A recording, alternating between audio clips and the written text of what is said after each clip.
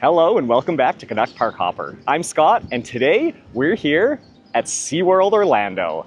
We're using the second park of our two-park ticket. So we already went to Busch Gardens, now we're checking out SeaWorld. We have our all-day dining pass as well. Let's go see some sea life and ride some roller coasters.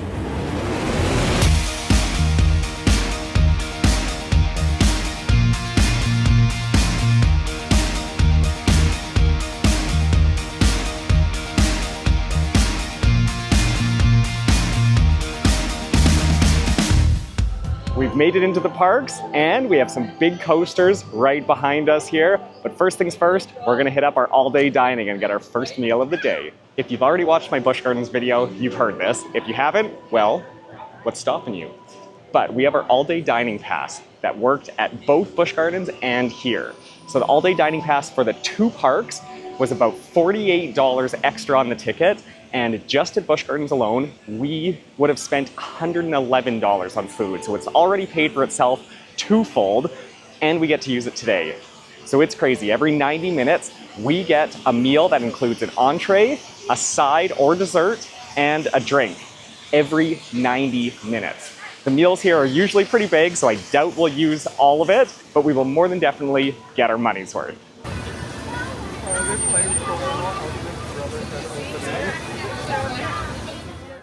So we got the buffalo chicken sandwich, a cookie, and a fountain drink, and it would have come to a grand total of $34. It really is a no-brainer to get the all-day dining.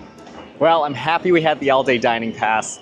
That buffalo chicken sandwich was quite small. We shared it too, so it was extra small. The chicken wasn't fantastic. I will say the fries were good.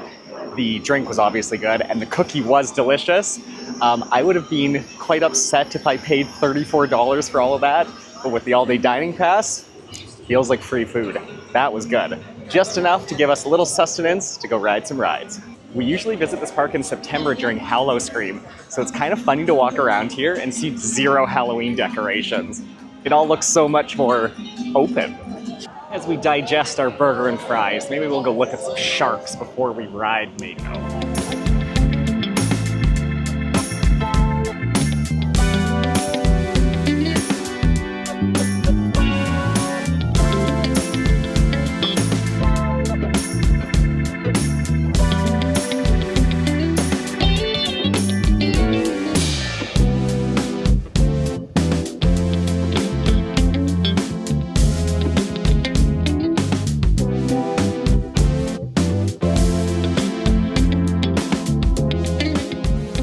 That was really cool. We've done that before, but it felt like there were more sharks, more diverse sharks.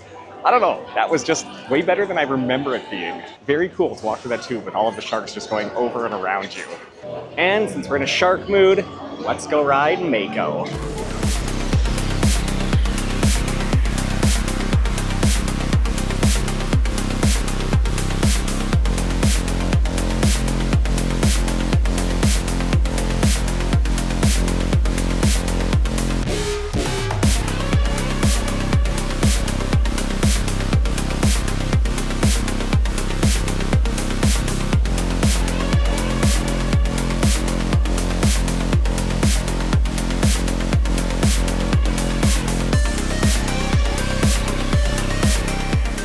Mako's a banger. It's so unassuming to me. When you look at it, it doesn't look like anything overly crazy, but when you get on it, you realize actually how high it goes, and then obviously once you're on it, the airtime you get.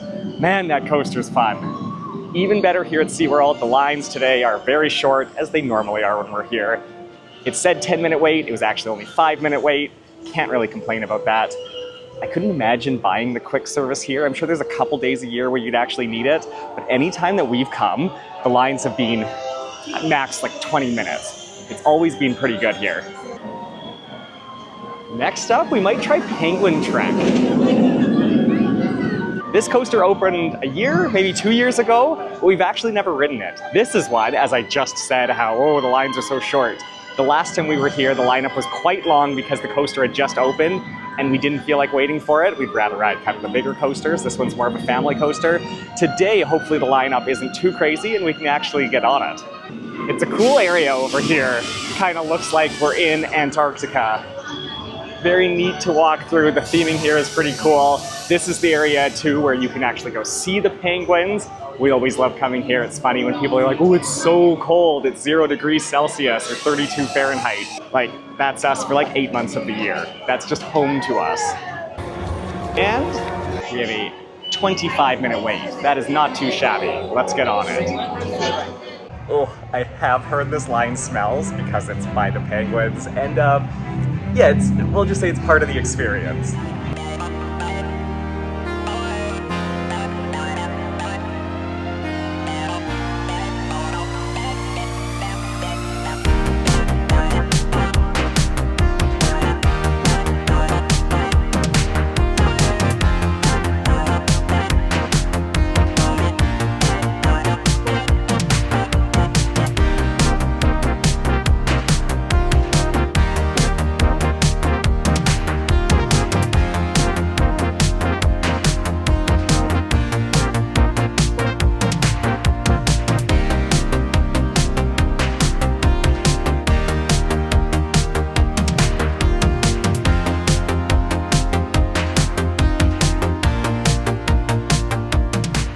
Penguin Trek was actually pretty fun. That was a very good family coaster. It starts out in a dark ride, which was actually really cool, and then it has 2 launches throughout that were really fun, just because I had no idea what was going on, very unexpected, which was exciting.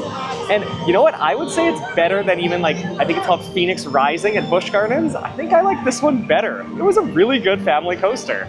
Now, we were wondering what this line was on the other side of Penguin Trek. We're like, what are we missing getting in line for? Well, it turns out there's a pass holder thing today where you can go in and get some free stuffed animal. They look pretty cool, but don't think we have to get in that line as we're not pass holders. This pass holder line is crazy. This is huge. It goes all the way from where we were with Penguin Trek to right in front of Journey to Atlantis. And even further down, it's going all the way in front of, I believe it's like the, what is this, the Dolphin area? Man, that is wild how many people are in line for this.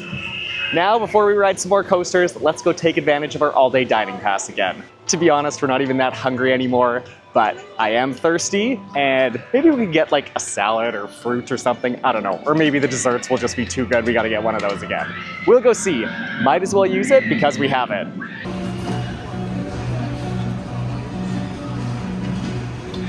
All-day dining, meal 2.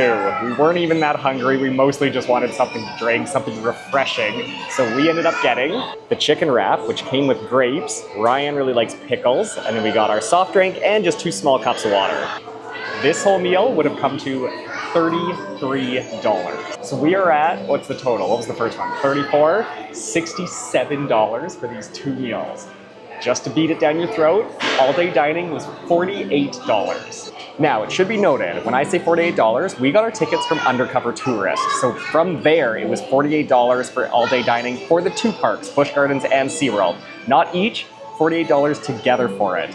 You could get all-day dining here in the park for it said $60, but that's just for 1 park, 1 day here. Still a good deal. We still would have made our money back on this one, but the fact that we got our tickets from Undercover Tourist and paid $48 for 2 parks here is insane. I don't get how it works, but I'm gonna use it. Oh, it was nice to eat something fresh for once. The grapes were actually delicious. Ryan said his pickle was good. The wrap with grilled chicken instead of fried chicken was also kind of nice. And then just our waters and a Coke Zero. It's what we needed. Now, before we get back to our coasters, I think we're gonna go quickly check out the Dolphin show. It starts at 3, it's about 3 right now, so we'll see if we can run in and just sneak in this side of it.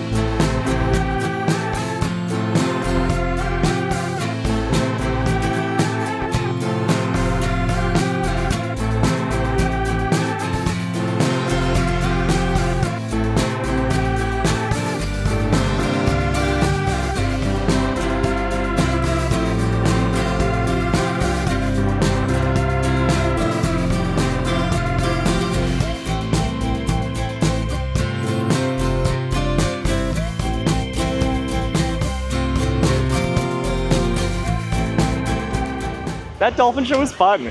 The tricks that they do are cool. It's always cool to see them individually. It's fun to see them do all their jumps and stuff together. I like to see the interactions with the trainers and the dolphins.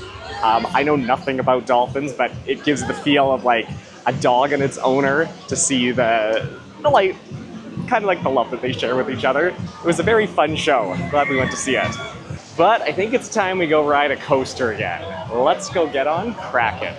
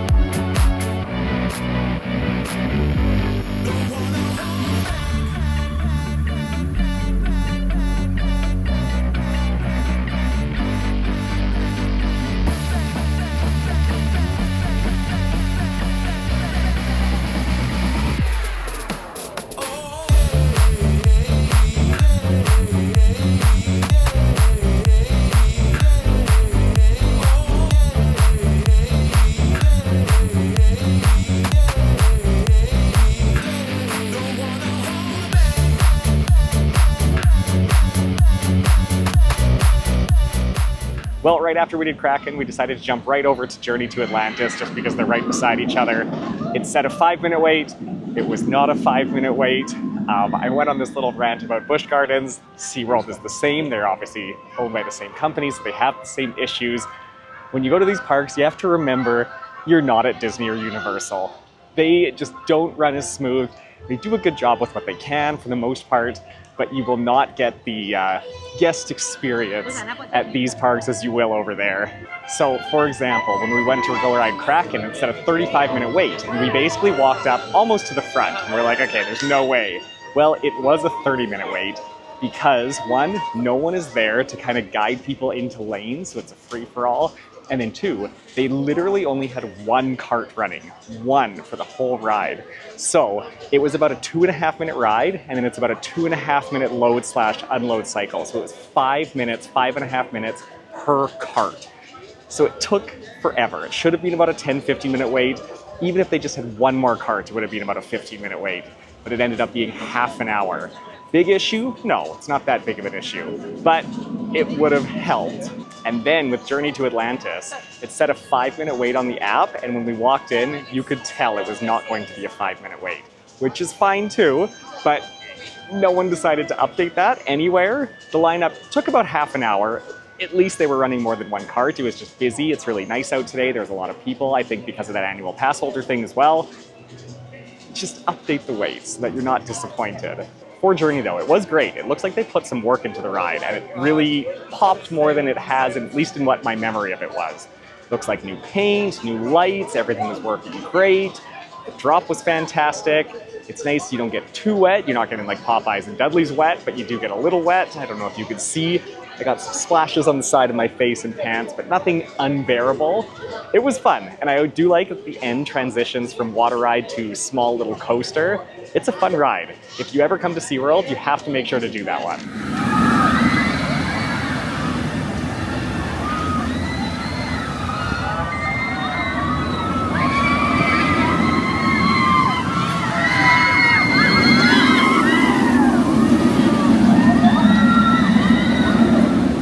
Well, we have just over an hour left, and we only had one more coaster that we really wanted to do today, which was Pipeline. We walked over there, but it said a 40-minute wait, and from me just sitting there watching, you can tell they only have one cart running again. So I bet it's pretty accurate on there, and you know what? It's not that fun. We've ridden it before. I'm not waiting 40 minutes, especially in that slow of a line. It was about a 5, maybe even 6-minute load, unload, and ride time period. Ain't gonna happen for me. It looks like Manta's down, which is okay. It's a fun coaster, but we were already talking about skipping that one. And then Icebreaker sometimes makes Ryan nauseous, so we were already talking about maybe skipping that one too. So instead, we'll go for a little walk to the back of the park and go ride our favorite Mako one more time. Though Pipeline is definitely a more unique coaster, Mako is definitely, in my opinion, a better coaster. So let's go do that one. Now, it's funny that in the beginning of this video, I was making fun of people needing quick queue, and then here I am skipping rides because the lines are too big. I don't know if today was just a weird day with that annual pass holder exclusive thing going on, that a bunch of them were in the parks and filling up these lines, but it seems weird if they thought it was going to be this busy that they would only have one cart running on a lot of their coasters. Like, if you knew it was going to be busier, which they obviously would from past statistics, wouldn't you have at least 2 carts running? I don't know. I don't work for theme parks. I don't know park operations. That makes sense to me. So what I feel like is it was a lot more busy than they expected, and sadly, we got the short end of the stick on that one. Oh well, not that big of a deal. Like I say, we get to go ride Mako one more time. I don't know if we would have had time without this, and I would rather ride Mako than Pipeline. Whew, okay, that was a good last ride. Better than Pipeline. Mako is so good, and we sat second last row this time, and the airtime back there, whew, yeah, that was a good ending to our evening. Now, before we head out, we actually have an Uber driver this week that told us to check out the Shark's Underwater Grill and Bar. We've never been over here, so let's see what it's like. Oh wow, this is incredible. How did we have no idea that this actually existed down here?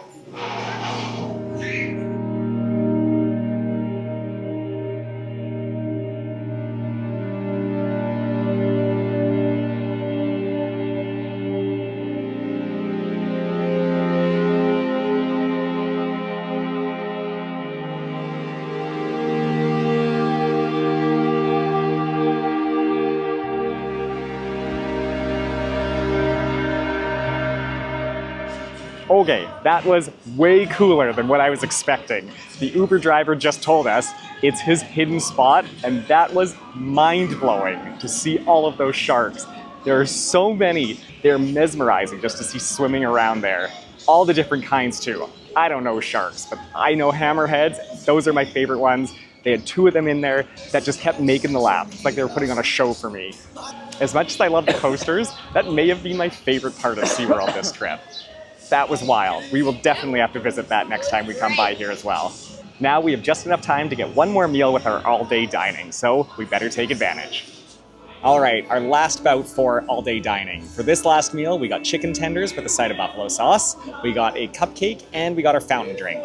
And this last meal would have come to a grand total of $36. So we would be at a total of $104 spent on the food that we've got just today.